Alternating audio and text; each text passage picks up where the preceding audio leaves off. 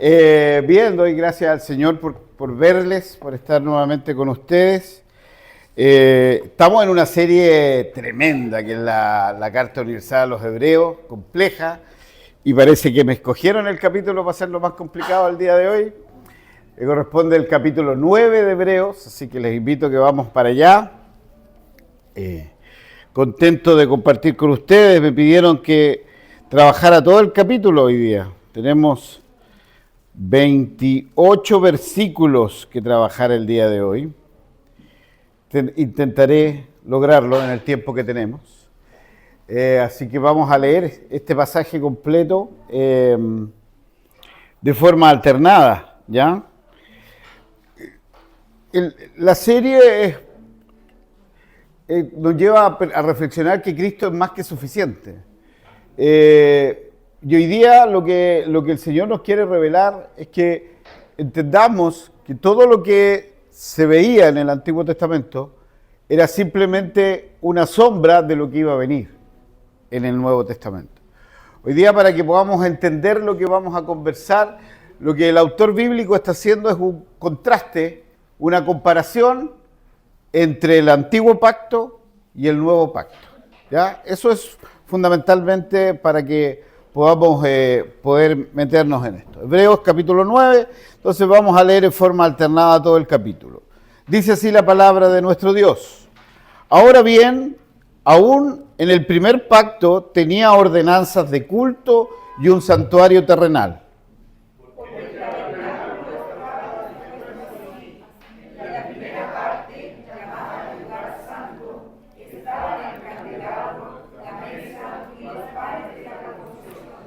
Tras el segundo velo estaba la parte del tabernáculo llamada lugar santísimo.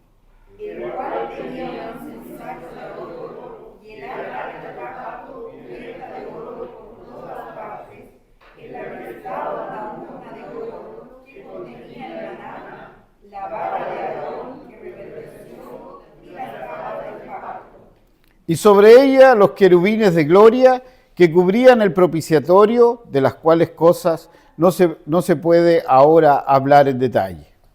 Y así dispuestas estas cosas, en la primera parte del tabernáculo, entran los sacerdotes continuamente para cumplir los oficios del culto. Pero en la segunda parte, solo el sumo sacerdote, una vez al año, no sin sangre, la cual ofrece por sí mismo y por los pecados de ignorancia del pueblo, dando el Espíritu Santo a entender con esto que aún no se había manifestado caminando al lugar santísimo, entre tanto que la primera parte del tabernáculo estuviese en pie. Lo cual es símbolo para el tiempo presente, según el cual se presentan ofrendas y sacrificios que no pueden hacer perfecto en cuanto a la conciencia al que practica ese culto. Ya que consiste solo de locuras y bebidas, de diversas abluciones y ordenanzas acerca de la carne, impuestas hasta el tiempo de reformar las cosas. Pero estando ya presente Cristo, sumo sacerdote de los bienes venideros, por el más amplio y más perfecto tabernáculo, no hecho de manos, es decir, no de esta creación, no por sangre de machos cabríos ni de becerros, sino por su propia sangre, entró una vez para siempre en el lugar santísimo, habiendo obtenido eterna redención. Porque si la sangre de los toros y de los machos cabríos y las cenizas de las becerras rociadas a los inmundos santifican para la purificación de la carne,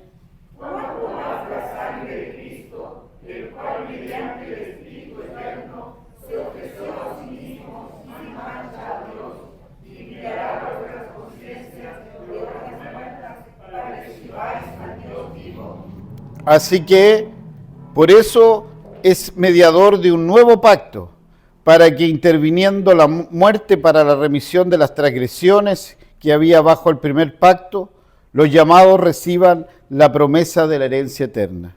Porque donde hay testamento, es necesario que intervenga muerte del testador. Porque el testamento con la muerte se confirma, pues no es válido entre tanto que el testador vive.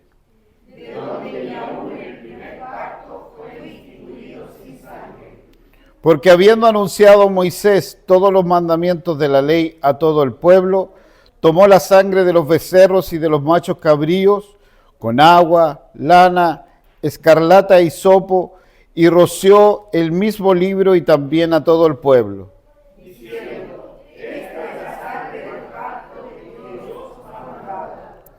Y además de esto, roció también con la sangre el tabernáculo y todos los vasos del ministerio.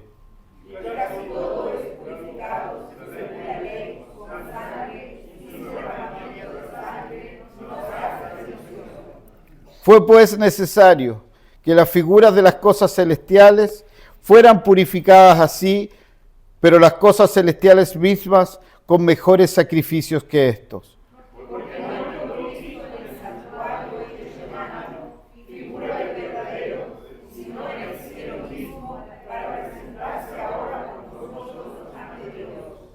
Y no para ofrecerse muchas veces, como entra el sumo sacerdote en el lugar santísimo cada año con sangre ajena. De otra manera, hubiera sido necesario padecer muchas veces desde el principio del mundo. Pero ahora, en la consumación de los siglos, se presentó una vez para siempre por el sacrificio de sí mismo para librar en medio del pecado.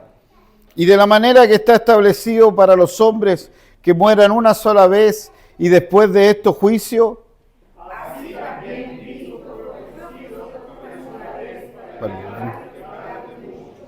y aparecerá por segunda vez sin relación con el pecado para salvar a los que los esperan. Vamos a tener un momento de oración. Padre, en el nombre de Jesús, Señor, te damos gracias una vez más, porque en tu infinita misericordia, Señor, tú nos tienes esta mañana delante de tu presencia. Padre, es tu palabra la que ha sido leída y tu palabra es verdad. Quiero pedirte, Señor, que en tu infinita misericordia tú trabajes en nuestros corazones. Puedas traer esta verdad a nosotros. Puedas hacernos comprender lo que esta palabra tiene para nosotros. La claridad, la seguridad de que tenemos que tú, Señor, has pagado por todos nuestros pecados. Que tú eres, Señor, nuestro único mediador. Que tú, Señor, eres nuestro sumo sacerdote. Padre, bastan palabras, sobran palabras para poder expresar tantas cosas. Queremos decirte, Señor, que necesitamos escucharte. Necesitamos, Señor, entender lo que tú tienes para nosotros.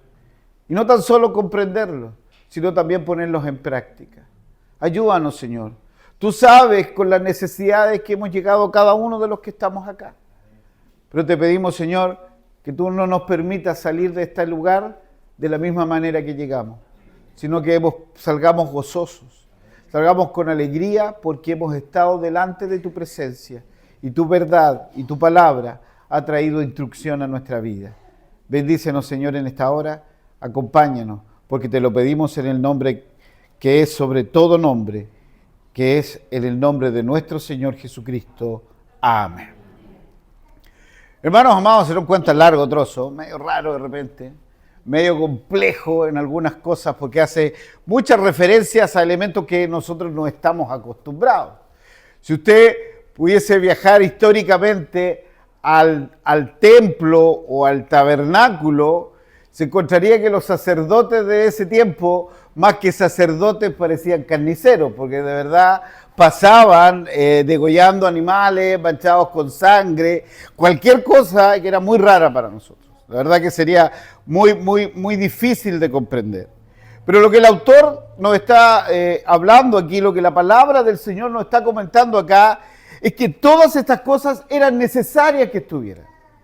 En primer lugar, a Dios se le adora como Él ha dicho que se le adore.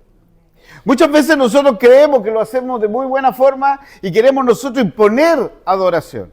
Hoy día, por ejemplo, vemos que las iglesias carismáticas, las iglesias incluso hasta modernas, estas que se ven por las televisiones, por los canales evangélicos, muchas veces se transforman en recitales con una predicación después.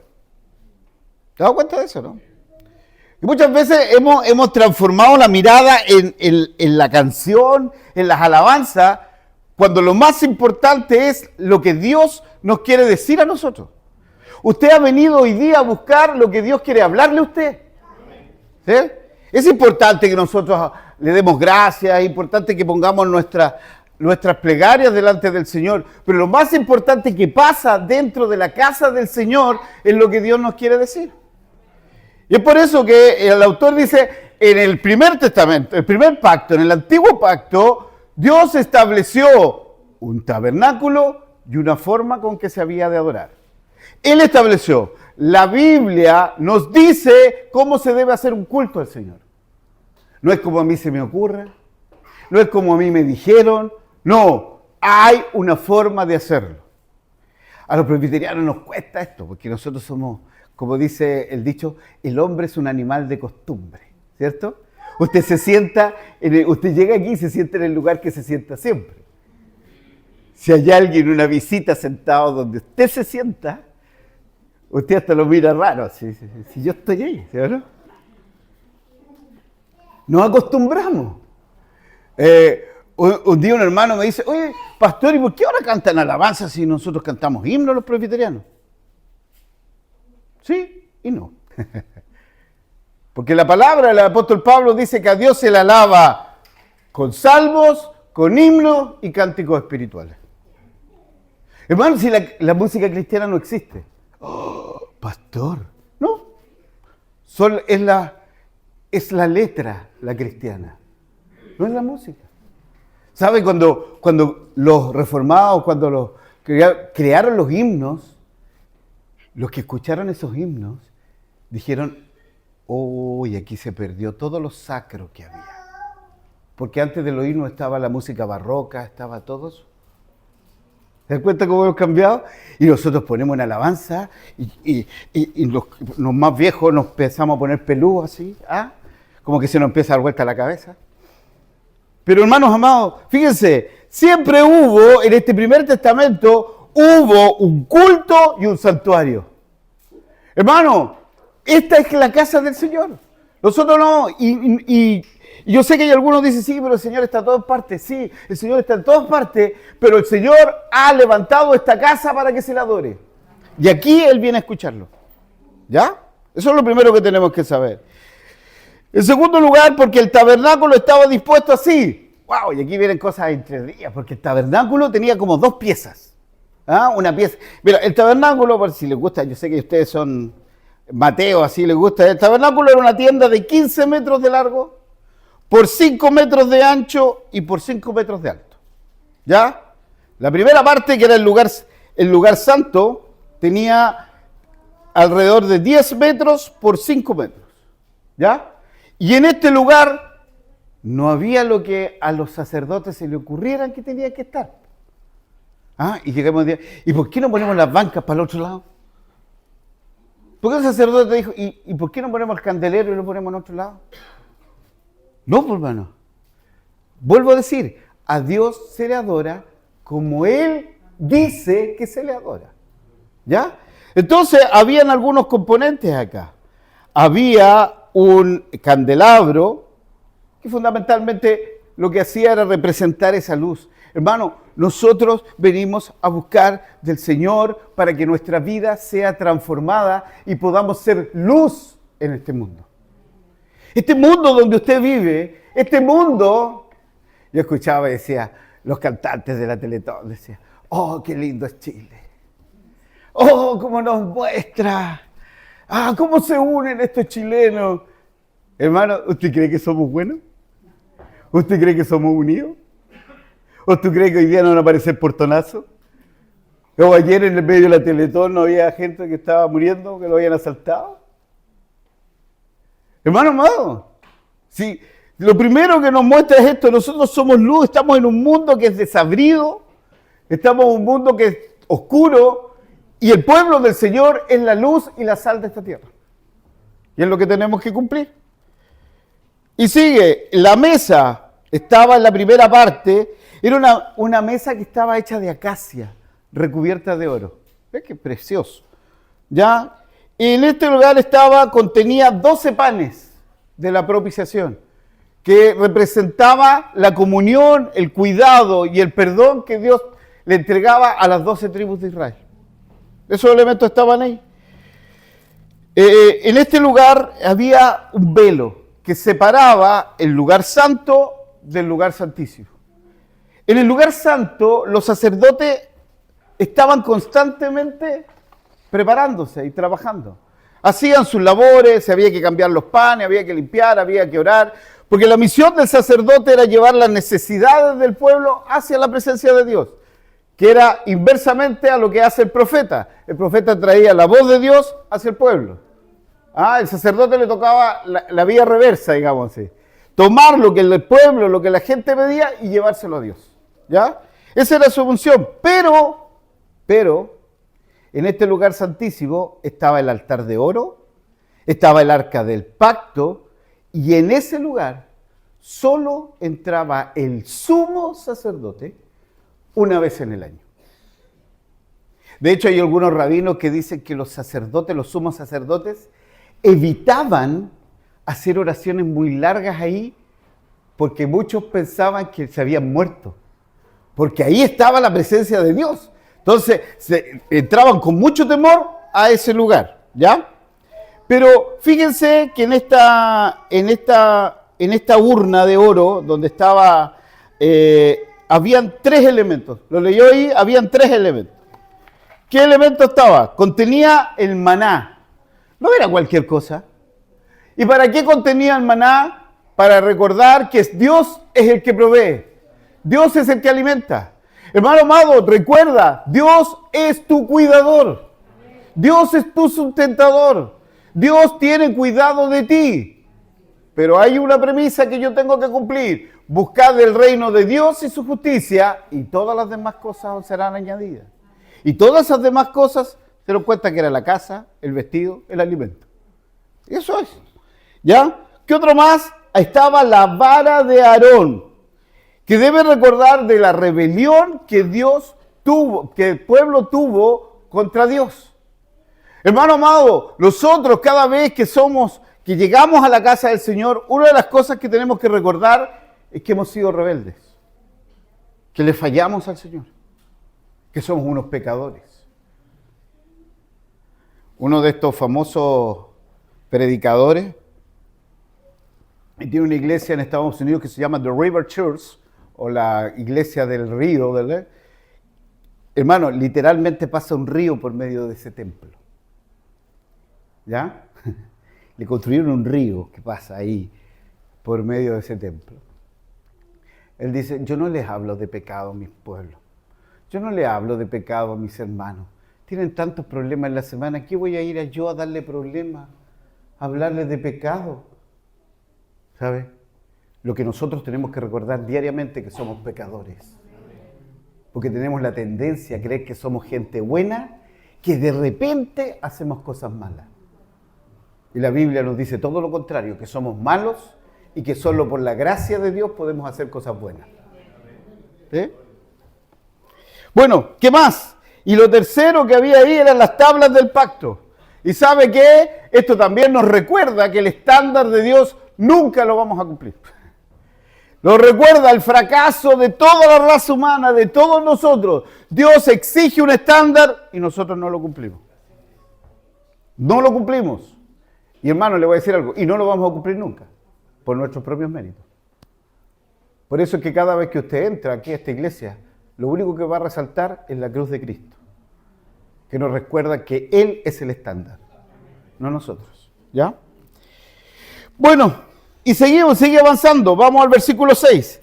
Y así dispuestas estas cosas, en la primera parte del tabernáculo, entraban los sacerdotes continuamente a cumplir sus oficios. Pero en la segunda parte, solo el sumo sacerdote entraba una vez en el año, ¿se acuerda? Esto nos habla de que antiguamente el pacto nos hablaba de vallas, de obstáculos. Dios quería tener relación con su pueblo, Dios quería tener comunión. De hecho, cuando usted ve el templo de Salomón, por favor, véalo cuando explica. Cuando usted entra al templo de Salomón, al inicio, lo que estaba puesto ahí Habían palmeras, habían frutos, habían animales. Recordaba el paraíso. La entrada del templo de Salomón lo que hacía era reflejarnos el paraíso. Lo que perdimos por nuestra negligencia, por nuestra desobediencia. Todo ahí nos mostraba la grandeza de Dios y nuestra incapacidad de poder cumplir lo que Él nos prometía, lo que Él nos solicitaba. Por lo tanto, hermanos amados, este lugar santísimo era algo que nosotros era imposible. Y fíjense, el sacerdote para poder entrar, primero tenía que vertir sangre sobre él mismo, sobre sus pecados, para cubrir sus pecados y después poder interceder por el pueblo. Este sacrificio que hacía el sacerdote definitivamente era imperfecto, porque tenía que volver a repetirse, volver a repetirse, volver a repetirse. Y fíjense que cuando entraba a la parte del lugar santísimo, él derramaba esa sangre por los pecados que no sabía la gente que lo había hecho. Porque por los pecados conscientes se derramaba sangre al altar constantemente, pero en este lugar era por los pecados del día de la expiación, tenía que ver por aquellos pecados que la gente no recordaba que había hecho, o lo había hecho sin saber, sin darse cuenta, ¿ya? Pero ya comienza a hablarnos la palabra de Dios de que hoy día tenemos otro sumo sacerdote. Y este sumo sacerdote, ¿sabe lo primero que hizo?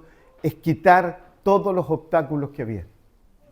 Este sumo sacerdote que tiene usted, que es Jesucristo el Señor, lo primero que ha hecho era derribar la barrera que nos separaba de Dios. Cristo ha roto esa barrera. Cuando Cristo es crucificado en la cruz, cuando Cristo declara consumado es, cuando Él muere. Hermano, por favor, Cristo murió.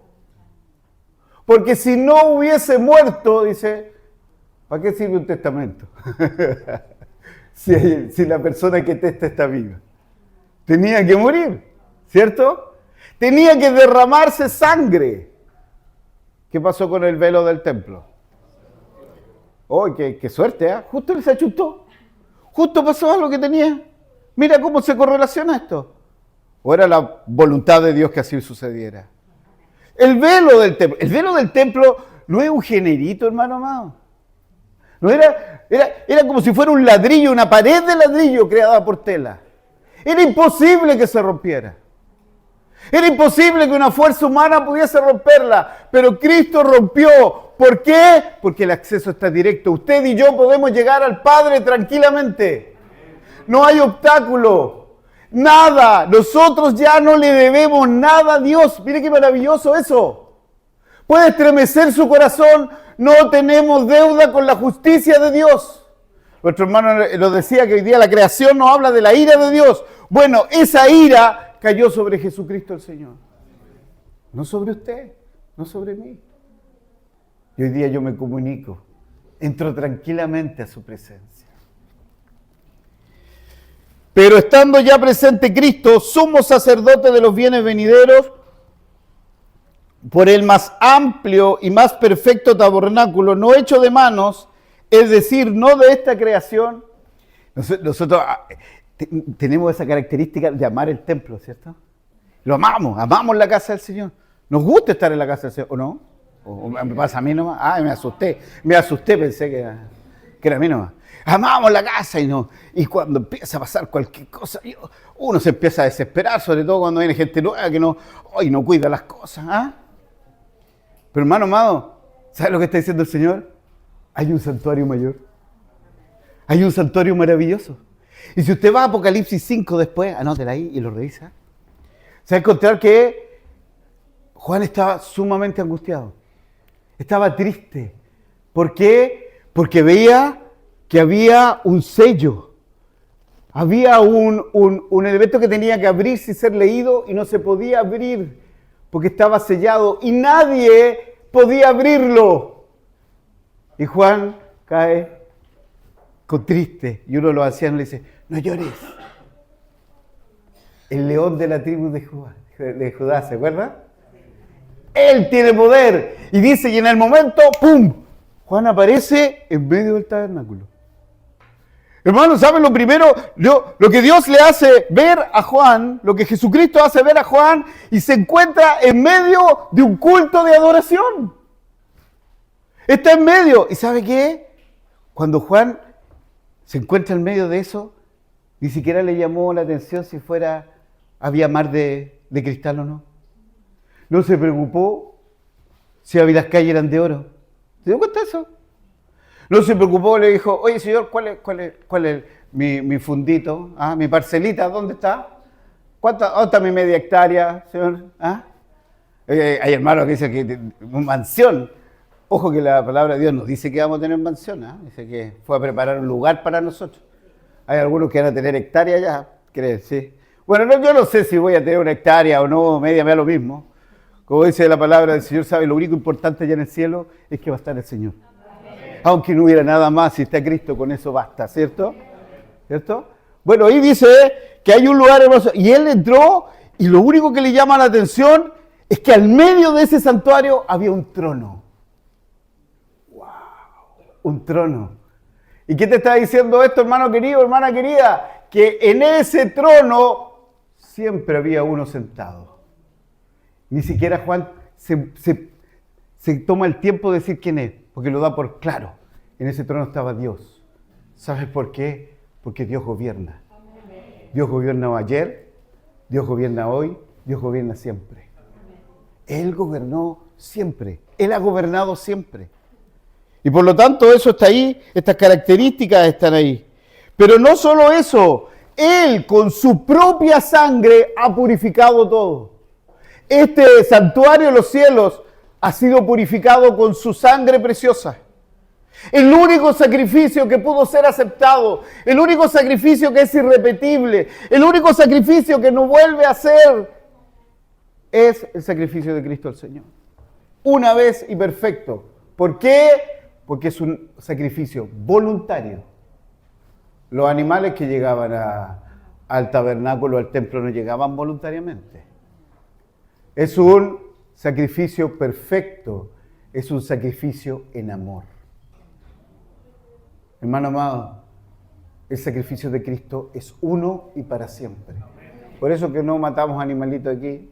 Y no, imagínense cómo estaríamos afuera de animalistas, pensando que lo que hacemos es, podemos matar a un animal para hacer un asado, sí. No lo matamos nosotros, lo compramos porcionado. ¿Eh? Pero no lo hacemos, no lo estamos haciendo.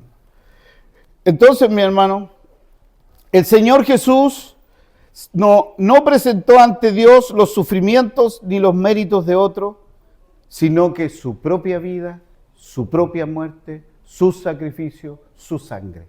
Eso lo dice el pastor Charles Spurgeon en una de esas predicaciones. Por lo tanto, lo que tenemos acá es que este sacrificio perfecto es para siempre. Pero también nos vuelve a recalcar que era necesario que nuestro Señor Jesucristo muriera. ¿Por qué? Porque Él tenía que pagar lo que tú y yo no podíamos hacer. ¿Y cuál es lo que Dios había establecido? Que la paga del pecado es muerte. Y si Él llevó nuestros pecados, Él debió morir. Y así lo hizo.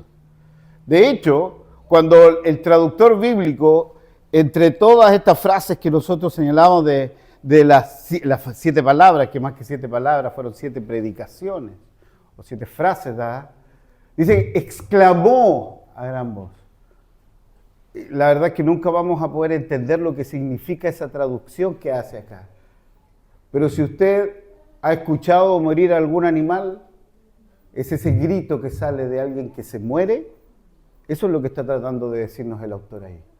Cristo murió en la cruz, pero murió por ti y murió por mí. No por toda la humanidad, por favor, eso que le quede claro. Cristo no murió por toda la raza humana, Cristo murió por sus escogidos, por los que Él había establecido desde antes de la fundación del mundo. Hay hermanos nuestros que lamentablemente le han enseñado que lo que Cristo hizo en la cruz es abrir la posibilidad de que cualquiera pudiera ser salvo. No. Solo murió por aquellos que el Padre eligió antes de la fundación del mundo. Por ellos fue que entregó su sangre. Ahora, nuestro Señor sigue avanzando. Fue pues necesario que la figura de las cosas celestiales, ya estamos en el versículo 23, aunque antes de llegar al 23 quisiera recordar que nuestro Señor Jesucristo es un mediador de un nuevo pacto.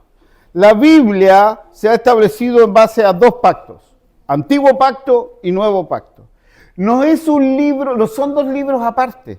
¿Ah? No es que yo agarre el Antiguo Pacto y se lo pase a un hermano y el otro agarre el otro y van a tener dos libros distintos.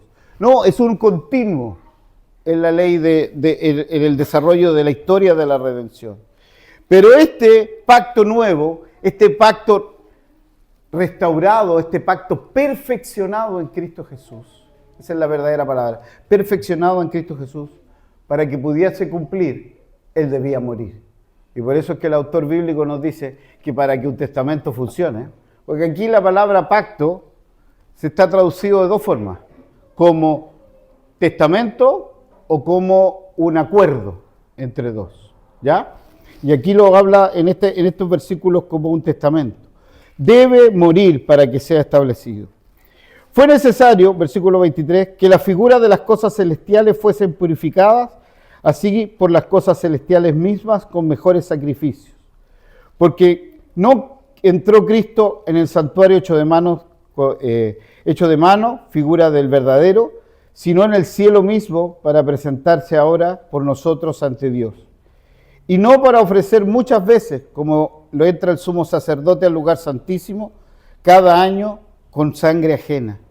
Hermano amado, aquí hay un error garrafal que comete la Iglesia Católica Romana.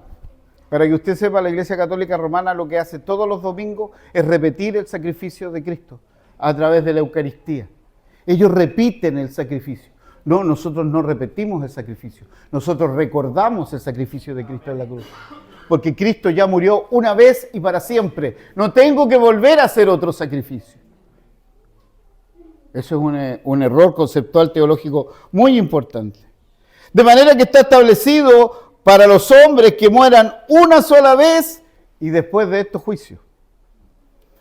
Hermano, aquí hay dos elementos que son importantes que nosotros tenemos que recordar. Que en primer lugar existe una vida, existe una evaluación y existe un juicio.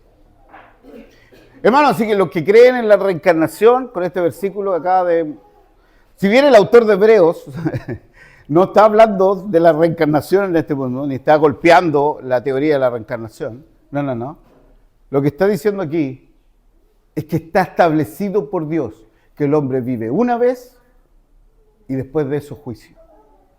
Ninguno de nosotros va a liberarse de este juicio. Todos y cada uno, del 100% de los nacidos al 100% de los que mueren, todos van a tener que presentarse ante Dios, a rendir cuenta. ¿Cuál es la ventaja que tenemos los creyentes de los no creyentes?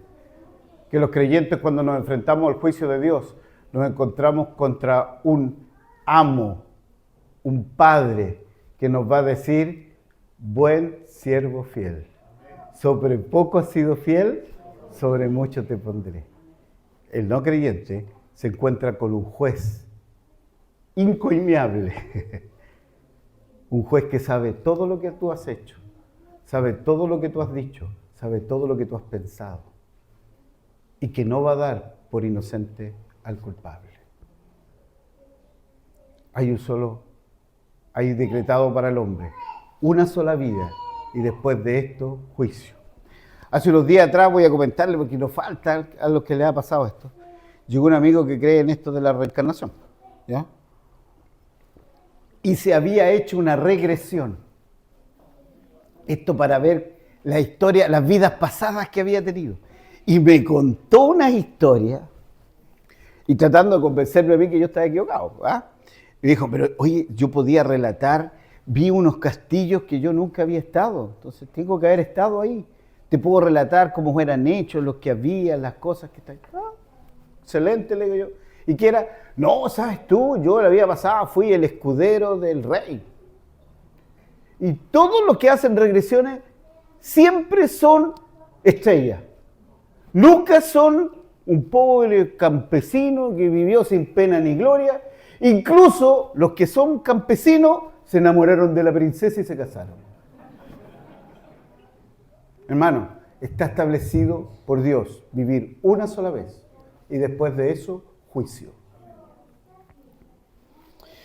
Este santuario perfecto que recibe nuestro Señor y a donde nos va a llevar, nos debe recordarnos esto, mis hermanos amados. Así también Cristo fue ofrecido una sola vez para llevar el pecado de muchos. Hermano, cuando tú vas a confesar tus pecados, no es para decirle a Dios algo que Él no sabe. Como que, oh, ¿en serio? ¿Hiciste esto? Oh, no. ¿Por qué? Porque Cristo ya pagó por tus pecados pasados, por tus pecados presentes y por tus pecados futuros. Él ya pagó. Lo que nosotros hacemos es un ejercicio espiritual que el Señor ha establecido de confesar nuestros pecados al Señor. Si Dios ya te perdonó, hermano. Dios te perdonó, hermana querida. Lo que tú tienes que hacer es perdonarte. La Biblia dice que Él tomó nuestros pecados y lo echó a lo profundo de la mar, ¿cierto? Entonces, ¿para qué va usted a pescar allá? ¿Por qué esa idea de ir a pescar allá?